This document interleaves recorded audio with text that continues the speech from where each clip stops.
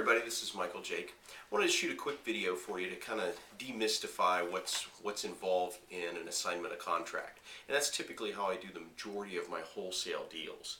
So typically what I'm going to do is I'm going to get a what I call my standard buy and sell agreement. I'm going to sign this contract with my buyer or with my seller. And typically what is important to have in your buy-sell agreement is some way that allows you to assign your contract. And I'll just read you what I've got in mind, just so you've got just an idea of what's involved. Parties, my company, here and referred to as buyer, and this, I'm going to have a blank there for the seller's name, hereafter referred to as seller, which terms may be singular or plural and include heirs, successors, personal representatives, and assigns of seller and buyer, hereby agree that seller will sell and buyer will buy. And it goes on from there. But in a nutshell, that pretty much says that the seller or the buyer has the right to assign the agreement. And I don't quit there, but some of the other language is, heirs, successors, personal representatives. Okay, and I'll tell you just a quick sideline story. Actually, my friend Sean, who kind of got me started in real estate investing, actually had this happen to him. He was hammering this guy for, it was nearly a year. They were in negotiation on this 24-unit building, and they finally kind of came to grips, and they finally came to an agreement, at least verbally. And the dude that he was buying this thing from said, okay, when I get back from my vacation, we'll go ahead and get this thing signed up. And as luck would have it, the dude actually died on the vacation. So Sean's deal kind of got drug out even longer. So he did actually end up buying that thing, but in this agreement, that kind of want to shortcut that process a little bit. So right up front, we said the buyer has the right to assign, and then I actually have a separate clause in the agreement, and I'll read that to you too. And on my agreement, it's section 16, and it says assignment.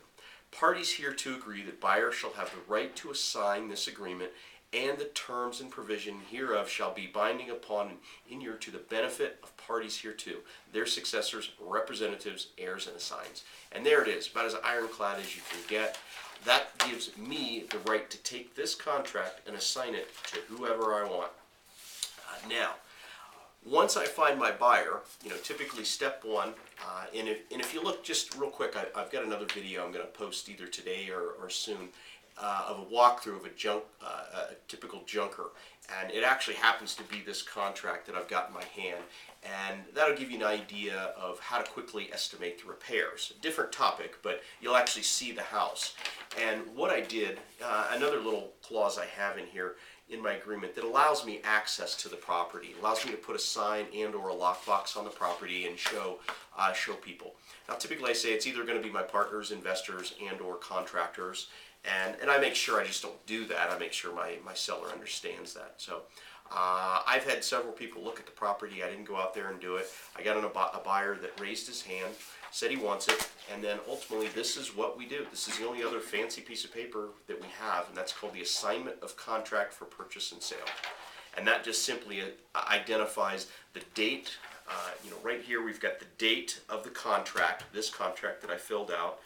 It has, right here is my company as the buyer or assigns buyer, the seller's name, the property address in question, and it has the contract buyer's name or the assignee buyer, and then it has the fee. And in this case, looks like I'm making $7,000 for my contract. So in this case, I sign as the assignor, my buyer signs as the assignee. I'm going to fax, actually the contract I've already faxed over to the title company, but now I'm just going to fax this piece of paper over to the title company, and in this case I'm just going to email a copy or fax a copy of this over to my buyer, let them sign it, they'll fax their signed copy, so we get dual signatures on this over to the title company, and that's it. And really, part of the escrow agreements, I'm not even going to this closing. In fact, I'm going to be on an airplane on my way to a vacation for about a week, so I'm not even going to be there. So once this closing goes down, basically, title company's just going to wire funds directly to my account, so I don't actually need to be there. Now, admittedly, I do go to a lot of them. I kind of like hanging out and just building relations with my buyer and or my title folks. And yeah, I got pretty good coffee, and they got really good cookies there too. So probably not the best thing for my waistline.